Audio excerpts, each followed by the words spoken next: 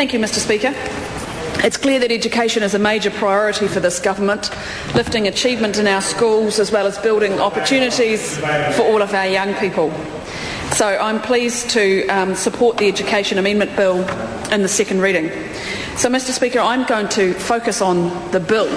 Unlike some of the previous speakers, we've talked about what Labor would have liked to have had if they were still in government. I'm sorry, guys, you're not. So we're going to talk about what's actually in this bill and the work that has been undertaken. So let's take the focus back to that. I do want to say it is great to have a bill that Labor are supporting, as well as the Māori Party, and it's been a good process in the Education and Science Select Committee where there have been changes from the first reading to where it is now in the second reading. So my thanks go to my fellow members of the Education and Science Select Committee. We had a smaller number of submitters and also the officials that were working on this on our behalf. So I just did think it was worth taking people back to what this bill is actually about and the two focuses.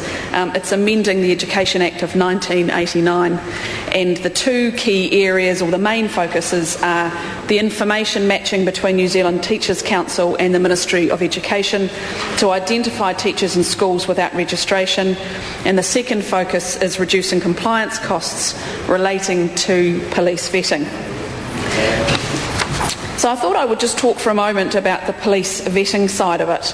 Obviously, anything that we can do to reduce unnecessary compliance in schools is vital. We want to make sure that every dollar that goes into education is focused on lifting student achievement, and where we can make improvements and efficiencies in other areas, we will. So in schools and early childhood centres, will have to request a police vet check within at least 2 weeks of non-teaching staff starting work, instead of before the staff start at the school. So that's to make sure that the school avoids any delays that perhaps occur with the police. The police vet checks won't need to be renewed for staff who are no longer employed by the school or ECE, or if the person's circumstances have changed. Another important part is that household members of home-based early childhood centres or services aged 17 or older will need to have a police vetting check. This will bring consistency to the vetting process and ensure minimum standards are in place across the sector.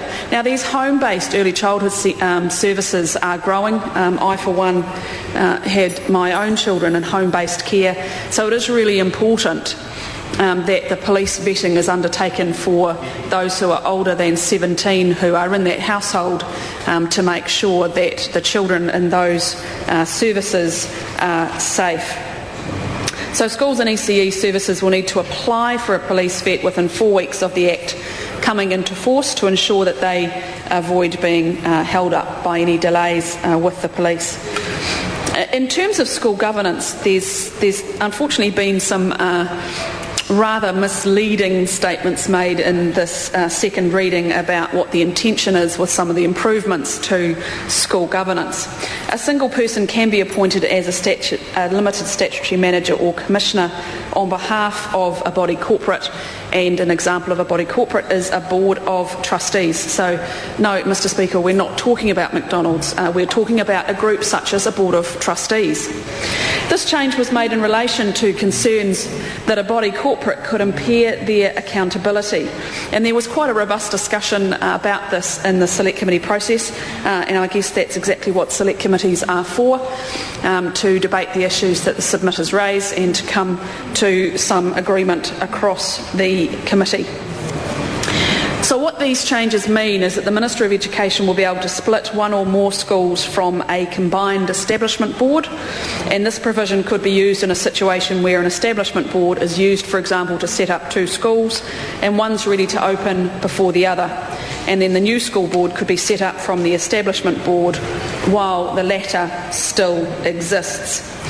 The second focus of the bill was, of course, the information matching program, which we have heard quite a bit on already, so I'm not going to focus on that too much, other than to say it is vital that this the information from the Teachers' Council and the Ministry of Education is matched as closely as possible, so that we don't have situations where we have teachers who don't have registration who are still in front of our students.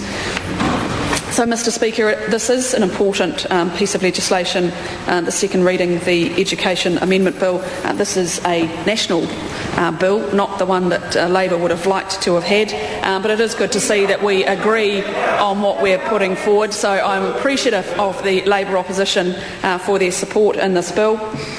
This government wants to ensure that education is world class, that our system of education is the best that it can be, and that in our New Zealand schools we have the best teachers, the best students and the best schools.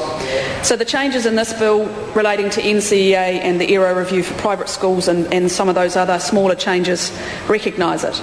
They also have an emphasis on helping those who are struggling.